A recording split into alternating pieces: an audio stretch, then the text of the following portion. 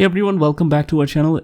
In this video, we are going to see that if you're unable to use the search bar on Windows, or you cannot type anything on the search bar, whether it's this search bar right here at the bottom or any kind of other search bars. So this may be a problem with the CTF1. So basically this is a control functions which enables the users to control or write something with a speech or by writing. So any kind of inputs are taken by CTF function.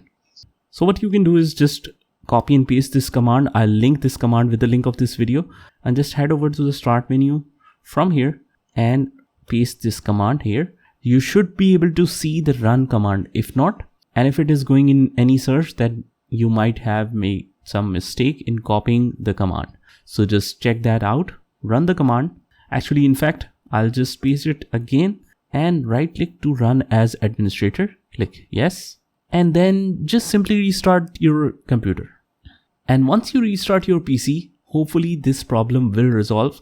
So guys, I hope you like the video. Comment down below if it works for you, and I'll see you in the next one.